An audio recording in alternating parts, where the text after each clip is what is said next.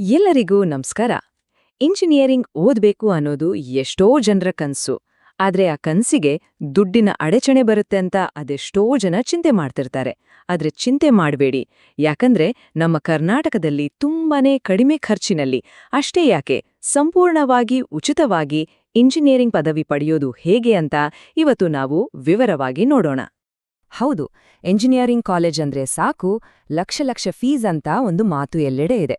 ಈ ಯೋಚನೆ ಎಷ್ಟೋ ಪ್ರತಿಭಾವಂತ ವಿದ್ಯಾರ್ಥಿಗಳನ್ನ, ಅವರ ಪೋಷಕರನ್ನ ಕಾಡುತ್ತೆ.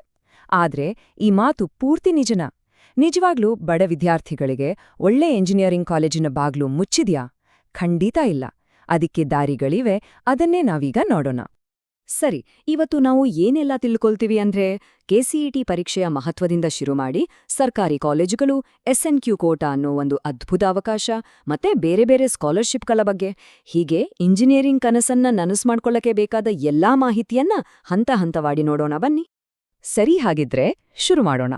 ಕಡಿಮೆ ಖರ್ಚಿನಲ್ಲಿ ಇಂಜಿನಿಯರಿಂಗ್ ಮಾಡಬೇಕು ಅನ್ನೋ ಈ ಪ್ರಯಾಣದಲ್ಲಿ ನಾವು ಇಡಬೇಕಾದ ಮೊದಲ ಮತ್ತು ಅತ್ಯಂತ ಪ್ರಮುಖವಾದ ಹೆಜ್ಜೆ ಅಂದ್ರೆ ಅದುವೇ ಕೆಸಿಇಟಿ ಪರೀಕ್ಷೆ.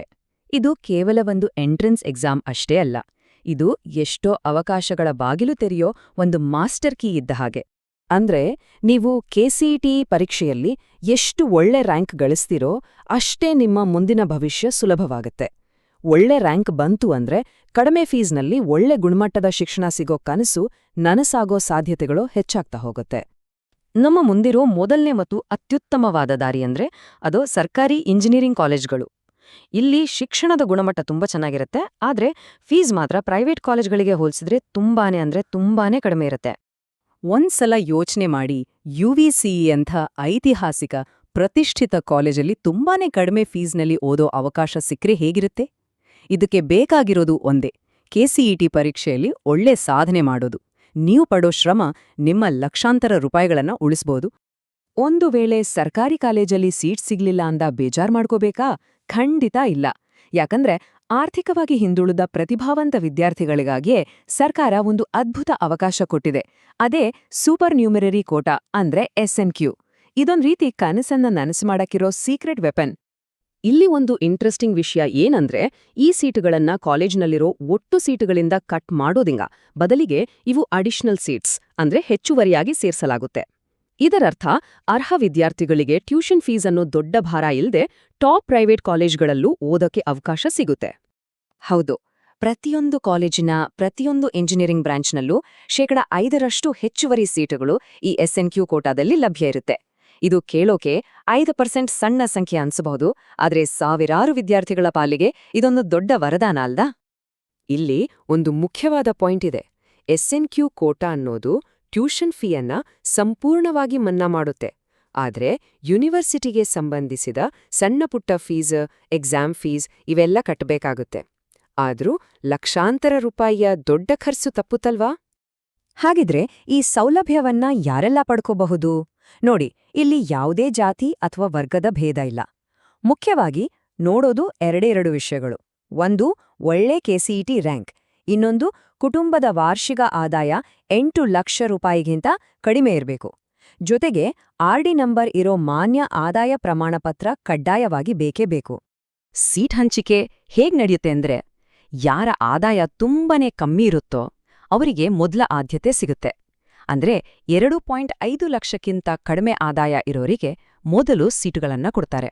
ಅದಾದ್ಮೇಲೆ ಸೀಟುಗಳು ಉಳಿದ್ರೆ ಮಾತ್ರ ಮುಂದಿನ ಆದಾಯದ ಹಂತದಲ್ಲಿ ಇರೋರಿಗೆ ಕೊಡ್ತಾರೆ. ಇದು ತುಂಬಾನೇ ನ್ಯಾಯಬದ್ಧವಾದ ವ್ಯವಸ್ಥೆ. ಓಕೆ, ಸರ್ಕಾರಿ ಕಾಲೇಜು ಅಥವಾ SNQ ಕೋಟಾ ಮೂಲಕ ಟ್ಯೂಷನ್ ಫೀ ಪ್ರಾಬ್ಲಮ್ ಸಾಲ್ವ್ ಆಯ್ತು. ಆದ್ರೆ ಹಾಸ್ಟೆಲ್, ಪುಸ್ತಕಗಳು, ಬೇರೆ ಖರ್ಚುಗಳೆಲ್ಲ ಇರುತ್ತಲ್ವಾ, ಅದಕ್ಕೇನ್ ಮಾಡೋದು? ಚಿಂತೆ ಇಲ್ಲ, ಅದಕ್ಕೂ ಸೊಲ್ಯೂಷನ್ ಇದೆ. ಅದೇ ಸ್ಕಾಲರ್ಶಿಪ್ಸ್ ಅನ್ನೋ ಸೇಫ್ಟಿ ನೆಟ್. ಮೊದಲನೇದಾಗಿ ನಮ್ಮ ಕರ್ನಾಟಕ ಸರ್ಕಾರದ ರಾಜ್ಯ ವಿದ್ಯಾರ್ಥಿ ವೇತನ ಪೋರ್ಟಲ್ ಅಂದ್ರೆ SSP. ಇದು ಒಂದು ಸೂಪರ್ ಪ್ಲಾಟ್ಫಾರ್ಮ್. ಇಲ್ಲಿ ಒಂದೇ ಕಡೆ ಅಪ್ಲೈ ಮಾಡಿದ್ರೆ ಬೇರೆ ಬೇರೆ ಇಲಾಖೆಗಳ ಸ್ಕಾಲರ್ಶಿಪ್ಗಳ ಲಾಭ ಪಡ್ಕೋಬಹುದು. ಫೀಸ್ ರಿಇಂಬರ್ಸ್ಮೆಂಟ್ ಇಂದ ಹಿಡಿದು ವಿದ್ಯಾಸಿರಿಯಂತಹ ಯೋಜನೆಗಳ ಮೂಲಕ ಊಟ ಮತ್ತು ವಸತಿಗೂ ಕೂಡ ಆರ್ಥಿಕ ಸಹಾಯ ಸಿಗುತ್ತೆ. ರಾಜ್ಯದ್ ಮಾತ್ರ ಅಲ್ಲ, ಕೇಂದ್ರ ಸರ್ಕಾರದ ಕಡೆಯಿಂದಲೂ ಸಪೋರ್ಟ್ ಇದೆ. ರಾಷ್ಟ್ರೀಯ ವಿದ್ಯಾರ್ಥಿ ವೇತನ ಪೋರ್ಟಲ್ ಅಂದ್ರೆ NSP. ಇದು ದೇಶದಾದ್ಯಂತ ಇರೋ ಹಲವಾರು ಸ್ಕಾಲರ್ಶಿಪ್ಗಳಿಗೆ ಅರ್ಜಿ ಹಾಕೋಕಿರೋ ಒಂದೇ ಪ್ಲಾಟ್ಫಾರ್ಮ್. ಇಲ್ಲಿ ದುಡ್ಡು ನೇರವಾಗಿ ಮಧ್ಯವರ್ತಿಗಳ ಕಾಟ ಇಲ್ಲದೆ ವಿದ್ಯಾರ್ಥಿಯ ಬ್ಯಾಂಕ್ ಅಕೌಂಟ್ಗೆ ಜಮಾ ಆಗುತ್ತೆ. ಇಲ್ಲಿಯವರೆಗೆ ನಾವು ಚರ್ಚೆ ಮಾಡಿದ ಎಲ್ಲ ವಿಷಯಗಳನ್ನ ಒಟ್ಟುಗೂಡಿಸಿ ಒಂದು ಸ್ಪಷ್ಟವಾದ, ಎಲ್ಲರೂ ಪಾಲಿಸಬಹುದಾದ ಒಂದು ರೋಡ್ ಮ್ಯಾಪ್ ಅನ್ನ ಈಗ ನೋಡೋಣ ಬನ್ನಿ. ಈ 4 ಹಂತಗಳು ತುಂಬಾನೇ ಮುಖ್ಯ. ಫಸ್ಟ್, ಕೆಸಿಇಟಿ ಪರೀಕ್ಷೆಯಲ್ಲಿ ಒಂದು ಒಳ್ಳೆ ರ್ಯಾಂಕ್ ಮಾಡ್ಲೇಬೇಕು. ಸೆಕೆಂಡ್, ಅಪ್ಲಿಕೇಶನ್ ಹಾಕೋ ಮೊದಲೇ ಆದಾಯ ಪ್ರಮಾಣಪತ್ರವನ್ನ ರೆಡಿ ಮಾಡಿಟ್ಕೊಳ್ಳಿ. ಥರ್ಡ್, ಕೆಇಎ ನಡೆಸೋ ಡಾಕ್ಯುಮೆಂಟ್ ವೆರಿಫಿಕೇಷನ್ನ ಮಿಸ್ ಮಾಡದೆ ಪೂರ್ಣಗೊಳಿಸಿ. ಕೊನೆಯದಾಗಿ, ಕೌನ್ಸಿಲಿಂಗ್ ಸಮಯದಲ್ಲಿ ನಿಮ್ಮ ರ್ಯಾಂಕ್ಗೆ ತಕ್ಕ ಹಾಗೆ ಸರ್ಕಾರಿ ಕಾಲೇಜ್ ಮತ್ತೆ SNQ ಎರಡೂ ಆಯ್ಕೆಗಳನ್ನ ಸ್ಮಾರ್ಟ್ ಆಗಿ ಬಳಸಿ. ಈ ಮಾತು SNQ ಕೋಟಾದ ನಿಜವಾದ ಶಕ್ತಿಯನ್ನ ಹೇಳುತ್ತೆ. ಇದು ಕೇವಲ ಒಂದು ರಿಸರ್ವೇಷನ್ ಅಲ್ಲ, ಬದಲಿಗೆ ಪ್ರತಿಭೆಗೆ ಬಡತನ ಅನ್ನೋದು ಅಡ್ಡಿಯಾಗಬಾರ್ದು ಅಂತ ಖಚಿತಪಡಿಸೋ ಒಂದು ಸಾಮಾಜಿಕ ನ್ಯಾಯದ ಹೆಜ್ಜೆ.